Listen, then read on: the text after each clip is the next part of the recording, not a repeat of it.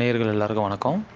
இன்றைக்கி நம்ம வீடியோ தொகுப்பில் பார்க்க போகிற விஷயம் என்ன அப்படின்னு பார்த்தீங்கன்னாக்கா, சகலமும் நம்ம நினச்ச பொருளாக இருக்கட்டும், நினச்ச நபர்களாக இருக்கட்டும், நம்ம நினச்ச இடத்துக்கு இங்கே வரணும்னு நம்ம நினச்சோம்னாக்கா, அந்த இடத்துக்கு வரக்கூடிய ஒரு ஆகர்ஷண சக்தி தான் நம்ம இன்றைக்கி பார்க்க போகிறோம்.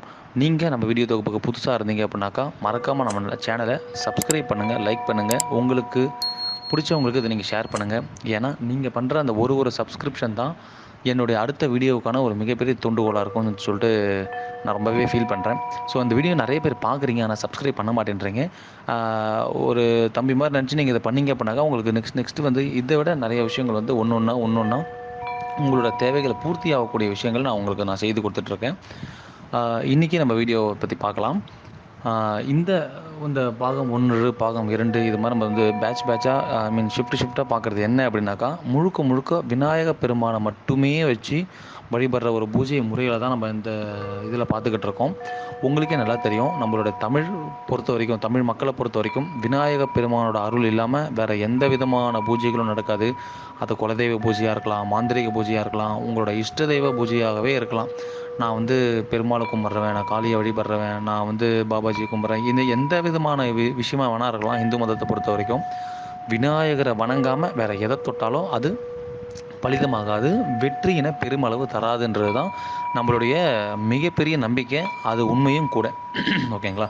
ஸோ அப்படி இருக்கும்போது இந்த ஆகர்ஷண விதிமுறைகளை தான் நான் இன்றைக்கி உங்களுக்கு கொடுக்க போகிறேன். ஸோ நம்மளுடைய இந்த 3 எழுத்து மந்திரங்கள் பாகம் 4 என்ன பண்ணுறோம் அப்படின்னாக்கா, ஒரு நல்ல ஒரு நாளுங்கிழமையில், அதாவது ஒரு அமாவாசை இல்லை ஒரு பௌர்ணமி, இந்த மாதிரி ஒரு நாளுங்கிழமையில் ஒரு வெண்பட்டு ஆடை ஒன்று உடுத்திக்கோங்க. நல்லா வடக்கு முகமாக அமர்ந்துக்கிட்டு செண்பக மலர்கள்னு சொல்லுவாங்க இல்லையா, அந்த செண்பக மலர்களெல்லாம் நீங்கள் விநாயகருக்கு அர்ச்சனை பண்ணலாம். இதை நீங்கள் எப்படி பண்ணணும் அப்படின்னாக்கா, ஸ்படிக மணி மாலை இதை கையில் வச்சுக்கோங்க. ஒரு 108 ஸ்படிக மாலை கோப்பாங்க இல்லையா, ஒரு 108 இருக்கும். இல்லை சில மாலைகள் 54, 51 இது மாதிரியான எண்ணிக்கையில் இருக்கும்.